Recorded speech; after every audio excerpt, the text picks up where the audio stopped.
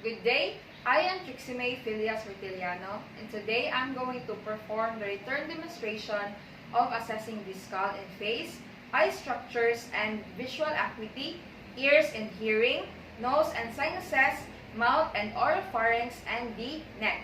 The basic concept of assessing the skull and face is that this is an inspection and palpation of the skull and face, and also measuring the skull circumference, in which the presence of deviation and changes of facial shape may indicate a disorder or certain condition. In assessing the eye structures and visual acuity, this is an examination of the eye, and that includes the external eye structure, visual perception, ocular movement, and visual fields. Assessment of vision provides important information about the client's ability to interact with the environment and perform activities of daily living. In assessing the ears and hearing, this is an examination of the ear structure and determination of the client's hearing acuity, which consists of direct inspection, palpation of the ear, and techniques to assess auditory acuity and sound conduction. In assessing the nose and the sinuses, this is an inspection and palpation of the external nose structure and sinuses, and inspection of patency of the nasal cavities.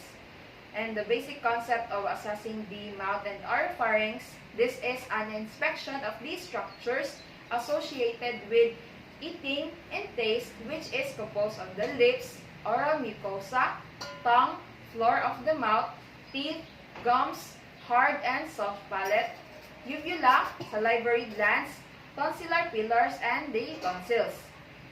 In assessing the neck, this is an examination of the neck muscles, lymph nodes, trachea, thyroid gland, carotid arteries, and jugular veins. The objectives of this assessment are to check for any deviations of the skull and face, eye structures and visual acuity, ears and hearing, nose and sinuses, mouth and oropharynx, and neck. Also to acquire information and accurate nursing and history of the eyes and vision, ears and hearing, nasal, oral, and neck of the client. And lastly, to be able to formulate nursing diagnosis, collaborative problem, and referral. In preparation to this assessment, first we're going to introduce ourselves and verify the client identity. Explain to the client what you are going to do, why it is necessary, and how the client can cooperate. So, ma'am, I am Nurse Horteliano. Can you confirm your identity by saying your name? I am Kanan. Your surname? Calderon. Okay. This assessment is quick only. I'm going to assess your skull and face, your eyes and visual acuity, your ears and hearing, your nose and sinuses, your mouth and oropharynx, and lastly, your neck. This is for our baseline purposes. So after that, we're going to perform hand hygiene and observe appropriate infection control procedures.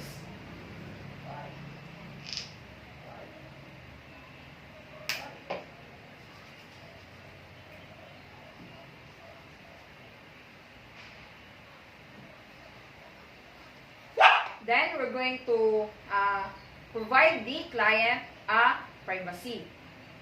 So now we're going to proceed to the procedure. First, we're going to inquire if the client has any history of the following: lumps or bumps, itching, scaling, or dandruff, loss of consciousness, dizziness, seizures, headache, facial pain, or injury. If so, we will ascertain the following: when and how any lumps occurred, length of time any other problem existed, any known cause of any problem, associated symptoms, treatment, and recurrences. So now we're going to inspect the skull for size, shape, and symmetry by using tape measure.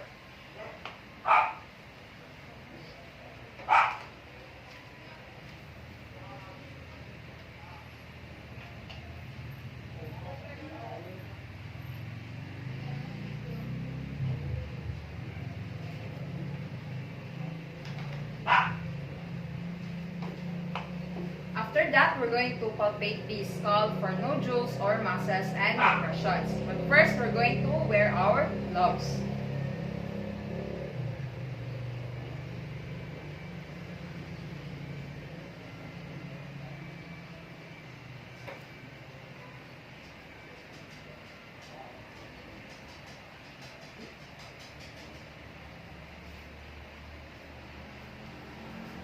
So first, we're going to use a gentle rotating motion with our fingertips. Begin at the front and palpate down the midline. Then palpate each side of the head.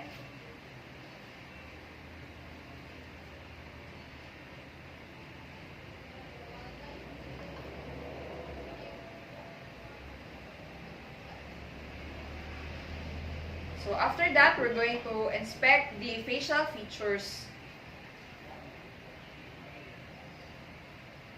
Then, inspect the eyes for edema and hollowness.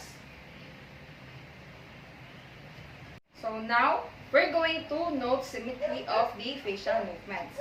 Ask the client to elevate eyebrows, frown, and lower your eyebrows. Then, we're going to ask the client to close the eyes tightly, and puff the cheeks, and smile, and show your teeth.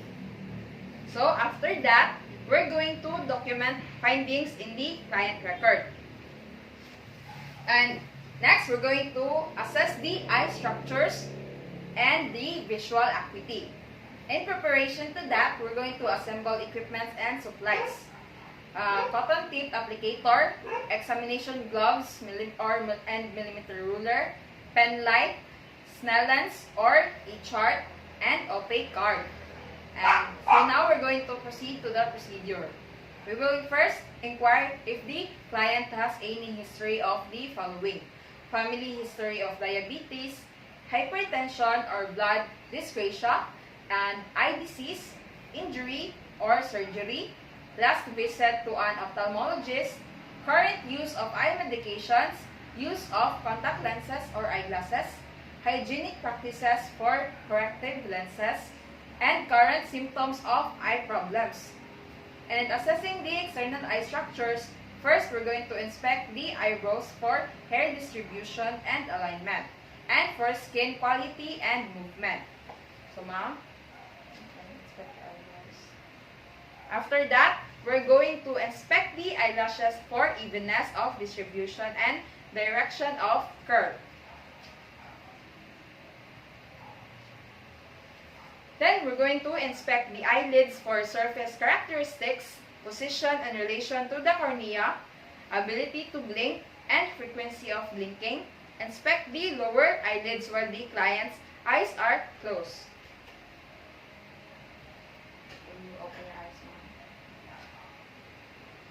After that, we're going to inspect the bulbar conjunctiva for color, texture, and the presence of lesions. After that, inspect the palpebral conjunctiva by everting the lids. And after that, avert the upper lids if a problem is suspected. We're going to ask the client to look down while keeping the eyelids slightly open. Gently grasp the client's eyeglass with thumb and forefinger. Then, pull lashes gently downward while holding the eyelashes. Hold the margin of the everted lid or eyelashes against the ridge of the upper bony orbit with the applicator stick or your thumb. Inspect the conjunctiva for color, texture, lesions, and foreign bodies. So now we're going to inspect and palpate the lacrimal gland. Using the tip of your index finger, palpate the lacrimal gland. Observe for edema between the lower lid and the nose.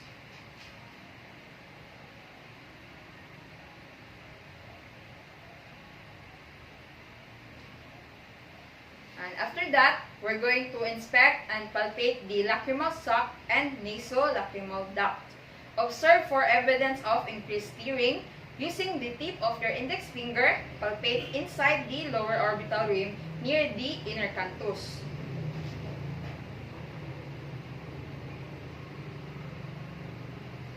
After that, we're going to inspect the cornea for clarity and texture. Ask the client to look straight ahead, and then we're going to hold a pen light at an oblique angle to the eye and move the light slowly across the corneal surface. So, ma'am, can you look straight ahead? Straight ahead. And then, going to use the pen light straight ahead.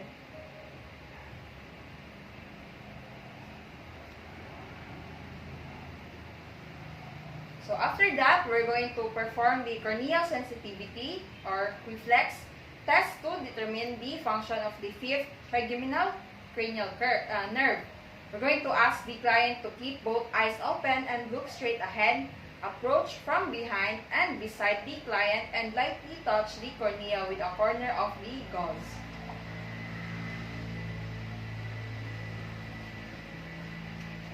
So ma'am, just look straight ahead.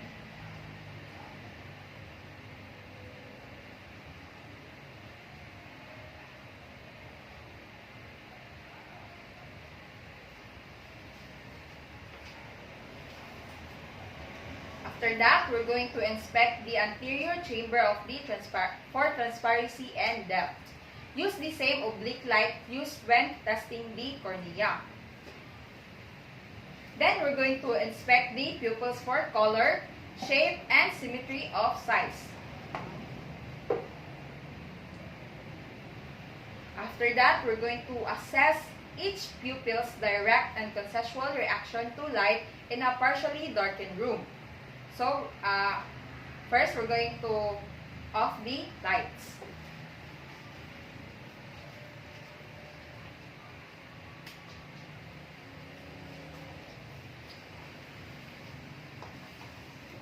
Then we're going to ask the client to look straight ahead using a pen light and approaching from the side. Shine a light on the pupil. We're going to observe the response. Shine the light on the pupil again and observe the response of the other pupil. So, ma'am, can you cover your eyes with this card? First on the right.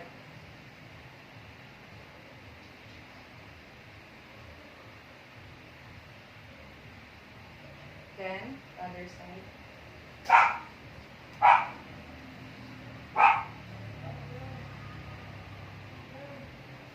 So after that, the pupil should constrict, direct response.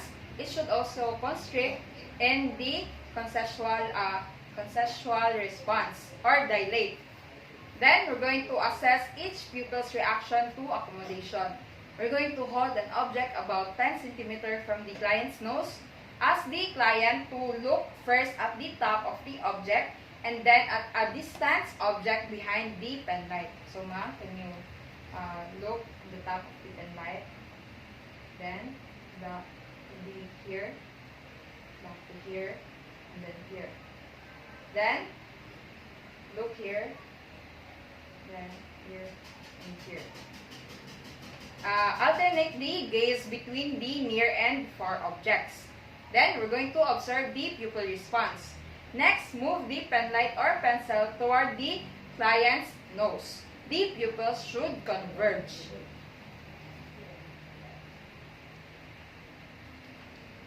To record normal assessment of the pupils, use the abbreviation PERLA, which is or pupils should constrict when looking at the near object and dilate when looking at the far object.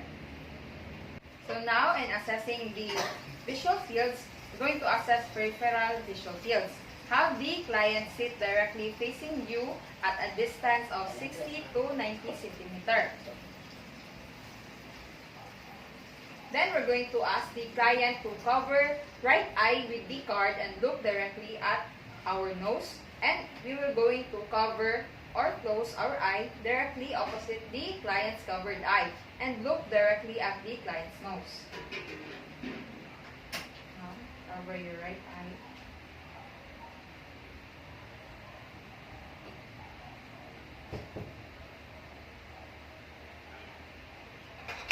And cover your left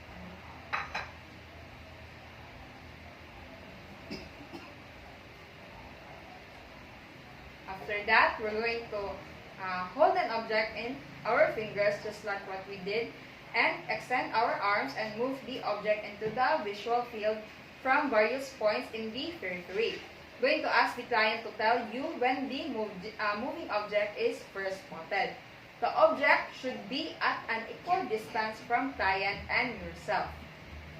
To test the temporal field of the left eye, going to extend and move our right arm in from the client's right periphery.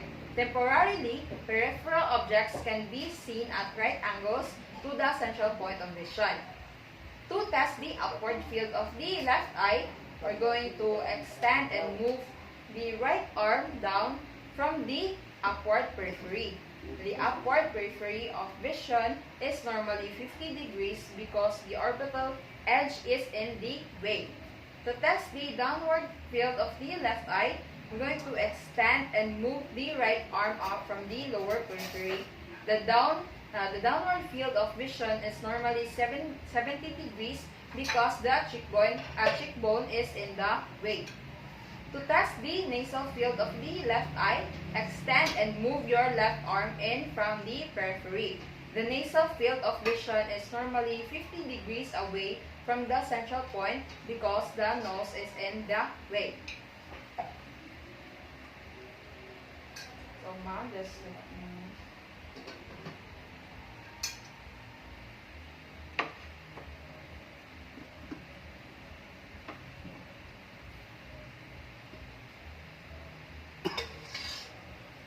So, after that, we're going to assess the extraocular muscle test. Assess 6 ocular movements to determine eye alignment and coordination. Stand directly in front of the client and hold the pen light at a comfort or stand or sit down directly in front of the client and hold the pen light at a comfortable distance such as 30 cm in front of the client's eyes. Going to ask the client to hold the head in a fixed position facing you and follow the movements of the pen light with the eyes only. Follow your eyes. And follow the pen light with your eyes only. So we're going to move the pen light in a slow, orderly manner through the 6 cardinal fields of the gaze.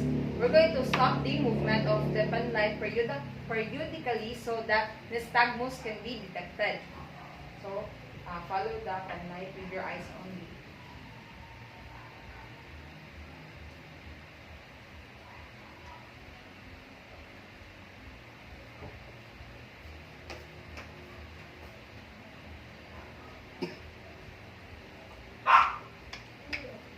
So now we're going to assess for location of light reflex by shining a pen light on the pupil in corneal surface, which is the Hirschberg test.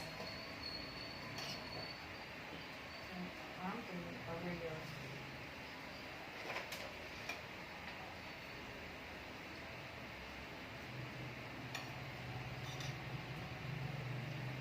other eye.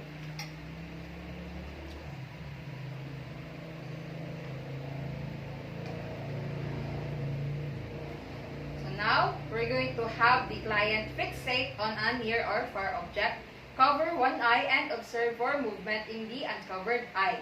So, this is the cover test. Just cover your... Look at me. And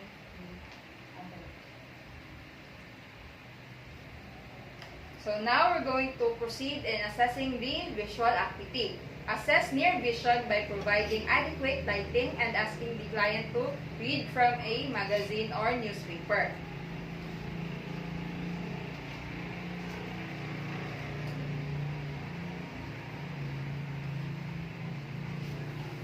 Ma'am, can you read this first paragraph here?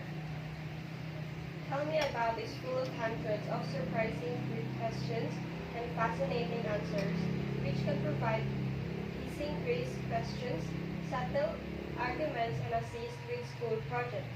It is an intriguing reference book for the whole family. Thank you. So now we're going to assess distance vision by asking the client to wear corrective lenses unless they are used for reading only. Ask the client to sit or stand 6 meters or 20 feet from Snellen's chart. Cover the eye not being tested and identify the letters or characters.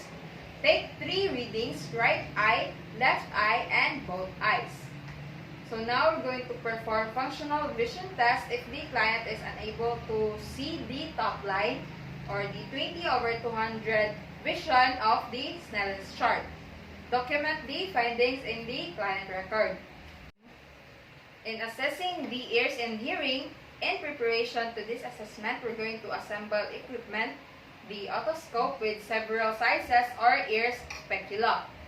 And the procedure, first we're going to inquire if the client has any history of the following: family history of hearing problem or loss, presence of any ear problems or pain, medication history, especially if there are complaints of ringing in ears, any hearing difficulty, its onset, factors contributing to it, and how it interferes with activities of daily living.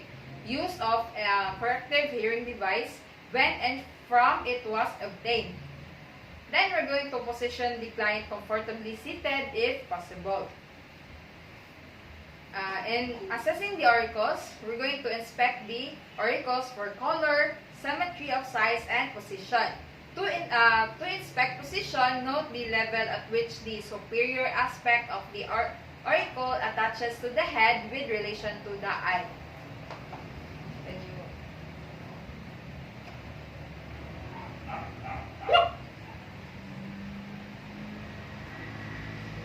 Then we're going to palpate the auricle for texture, elasticity, and areas of tenderness. We're going to gently pull the auricle upward, downward, and backward.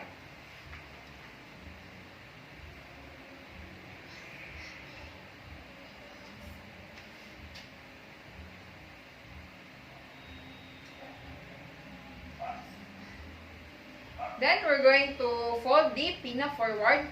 It should recoil.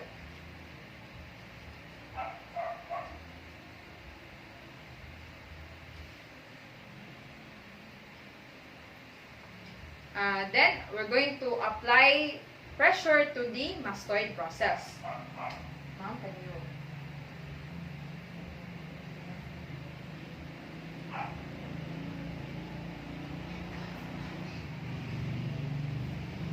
After that, external ear canal and tympanic membrane.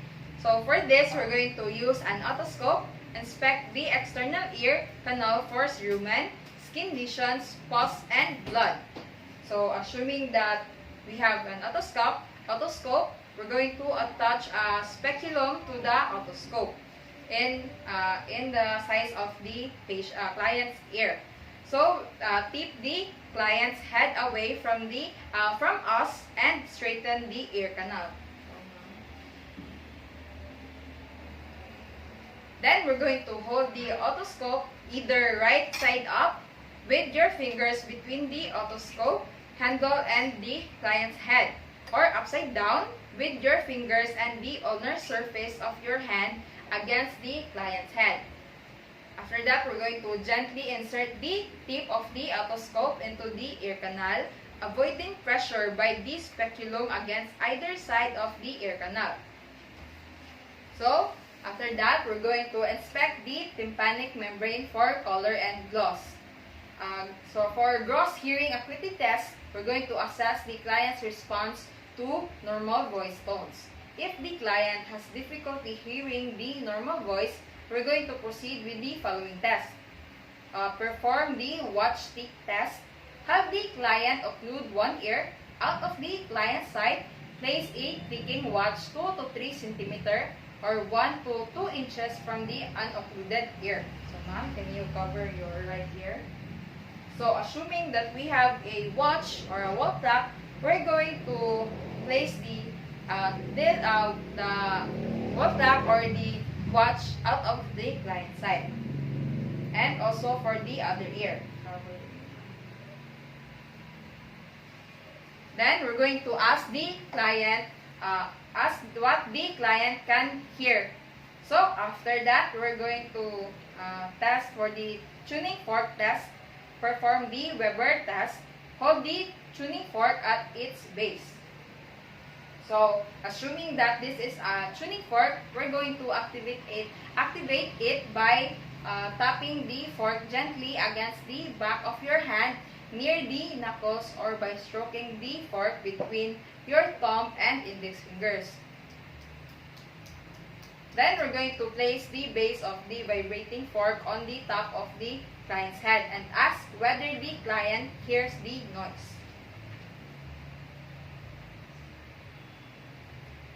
After that, we're going to conduct the ring test. Ask the client to block the hearing in one ear intermittently by moving a fingertip in and out of the ear canal.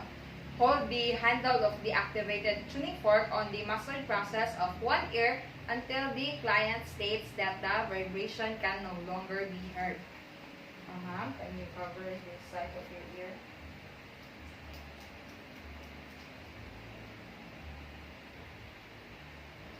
Your other side.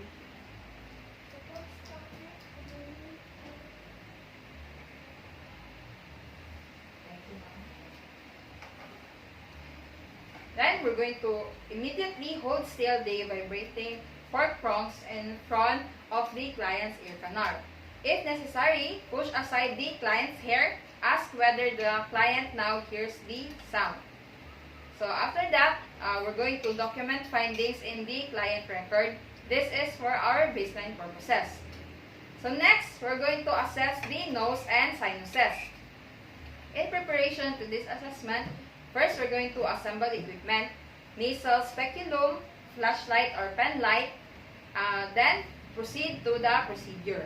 Inquire if client has any history of the following: allergies, difficulty breathing through the nose, sinus infections, injuries to nose or face, nosebleeds, any medication taken, any changes in sense of smell.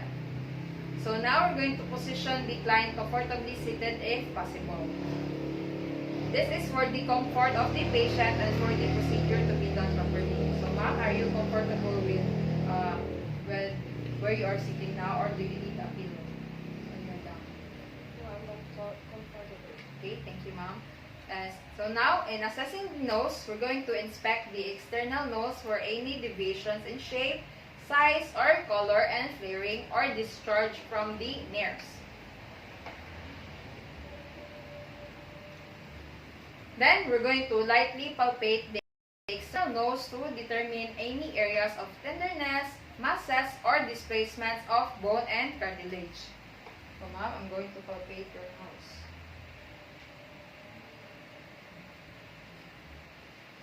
After that, we're going to determine patency of both nasal cavities. Ask the client to close the mouth, exert pressure on the nares, and breathe through the opposite nares. So we're going to repeat the procedure to assess patency of the opposite nares. So ma'am, can you close your mouth and cover your one nares and breathe to your uncovered nares. And through other side. Breathe. After that, we're going to inspect the nasal cavities using a flashlight or pen light or a nasal speculum. So, hold the pen light in your right hand and inspect the client's left nostril, and in your left hand to inspect the client's right nostril.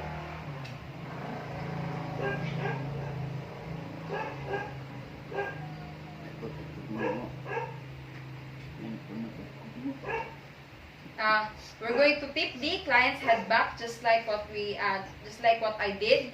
Facing the client, insert the tip of the closed speculum about 1 cm or up to the point at which the blade widens. Care must be taken to avoid pressure on the sensitive nasal septum. Stabilize the speculum with your index finger against the side of the nose. Use the other hand to position the head and then to hold the light. Open the speculum as much as possible and inspect the floor of the nose, the anterior portion of the septum, the middle meatus, and the middle turbinates. Inspect the lining of the nares and the integrity and the position of the nasal septum.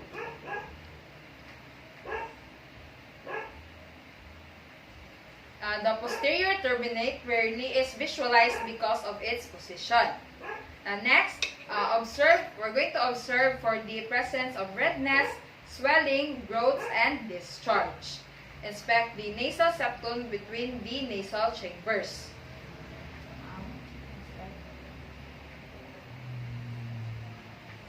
So, we're going to inspect now, going to assess now for the facial sinuses. We're going to palpate the maxillary and front sinuses for tenderness. Ma'am, can I palpate your...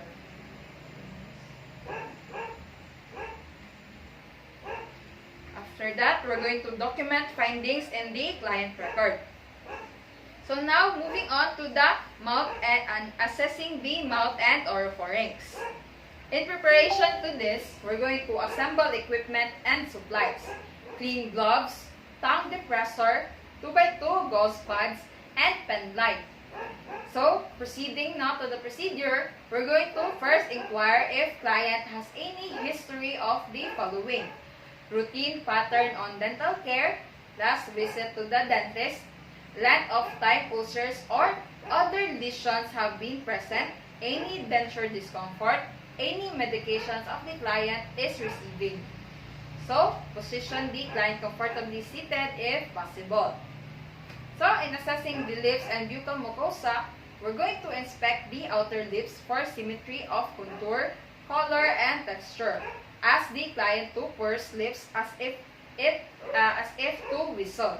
Ma'am, can you purse your lips like whistling? Then, we're going to inspect and palpate the inner lips and buccal mucosa for color, moisture, texture, and the presence of lesions.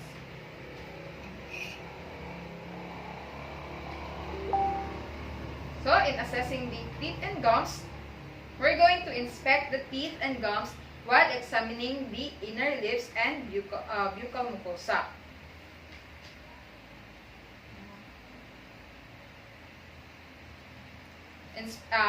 Inspecting the dentures, we're going to ask the client to remove complete or partial dentures.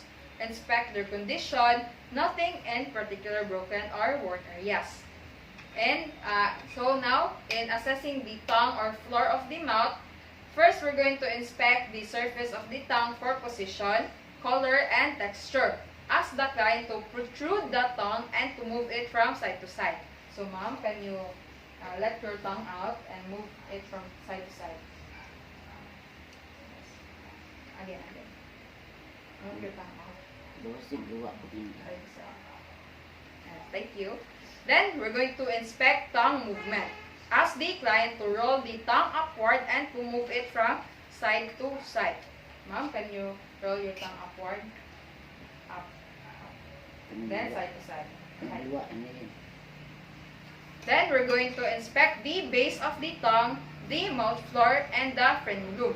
Ask the client to place the tip of his or her tongue against the roof of the mouth. Ma'am, can you put your tongue at the roof of your mouth?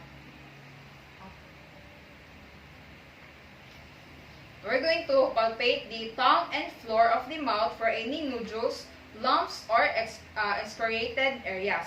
We're going to use a piece of gauze to grasp the tip of the tongue and with the index finger of your other hand, palpate the back of the tongue, its borders, and its base. So ma'am, can you open your mouth? Yes, ma'am. So, we're going to put this at the trash bin. Yes, sir. Then, for assessing the salivary glands, we're going to inspect salivary duct openings for any swelling or redness. In assessing the palates and uvula, we're going to inspect the hard and soft palate for color, shape, texture, and the presence of bony prominences. Ask the client to open mouth wide and tilt head backwards. Then, depress tongue with a tongue blade as necessary and use a pen light for appropriate visualization. So, ma'am, can you tilt your head up?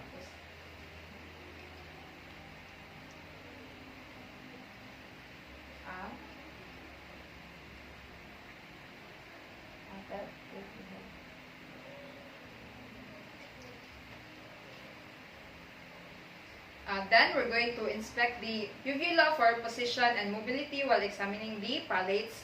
This is to observe the uvula as the client to say so that the soft palate rises.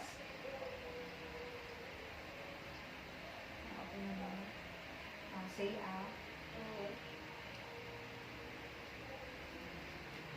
After that, we're going to assess the oropharynx and tonsils. Inspect the oropharynx for color and texture. Inspect one side at a time to avoid eliciting the gag reflex.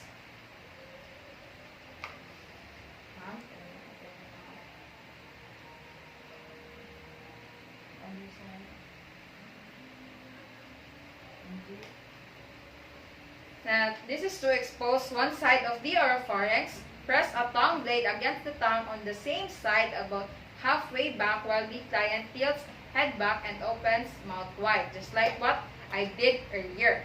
Then we're going to use a pen light for illumination if needed. After that, we're going to inspect the tonsils for color, discharges, and size. Elicit the gag reflex by pressing the posterior tongue with a tongue blade. After that, we're going to document findings in the client record. So now, we're going to proceed lastly to assessing the neck.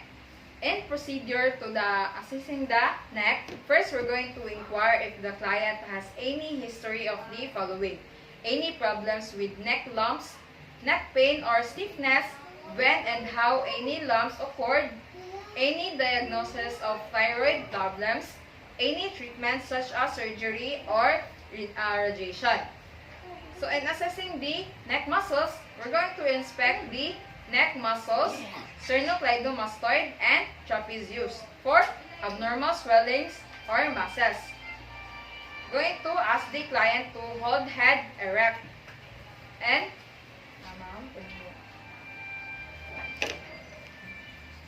then we're going to observe head movement. Ask the client to move chin to the chest. Now, can you move your chin to the chest? Thank you. This is to determine function of the sternocleidomastoid muscle. Then ask the client to move head back so that the chin points upward. Head back. This is to determine function of the trapezius muscle. Then we're going to ask the client to move head so that the ear is moved toward the shoulder on each side. Ma'am, can you move your ear to your shoulder? Your head to the other side. Thank you. This is to determine function of the sternocleidomastoid muscle. Then make the client turn head to the right and to the left. Ma'am, turn your head to the right and to the. This is to determine function of the sternocleidomastoid muscle. Then, after that, we're going to assess muscle strength. Ask the client to turn head to one side against the resistance of your hand. Then, we will repeat to other side. Ma'am, can you turn your head to this side? And other. Thank you. Then, we're going to ask the client to shrug shoulders against the resistance of your hands. Ma'am, can you shrug your shoulders? Thank you. For assessing the lymph nodes, we're going to palpate the entire neck for enlarged lymph nodes.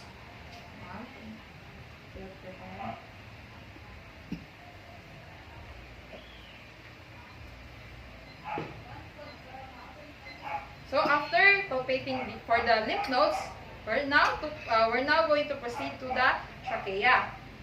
We're going to palpate the trachea for lateral deviation.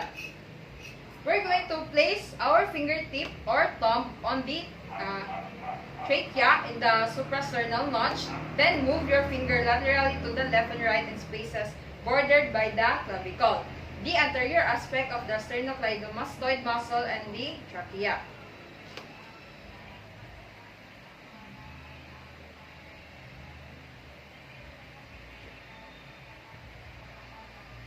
After that, we're going to assess for the thyroid gland. Inspect the thyroid gland. Stand in front of the client. Observe the lower half of the neck overlying the thyroid gland for symmetry and visible masses.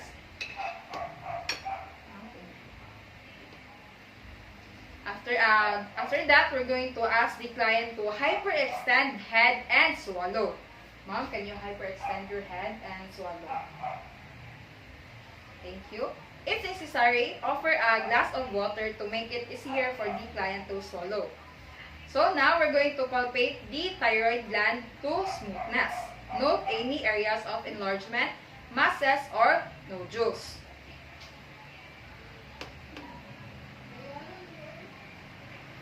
If enlargement of the gland is suspected, we're going to auscultate over the thyroid area for a group. Use the bell-shaped diaphragm of the stethoscope. So, assuming that we observe any masses, we're going to auscultate to the thyroid gland.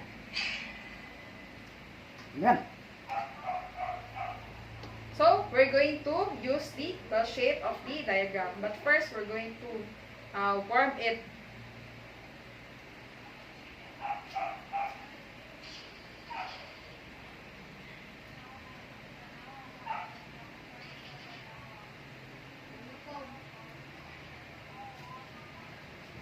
After that, we're going to document findings in the client record. So, that's all. Thank you.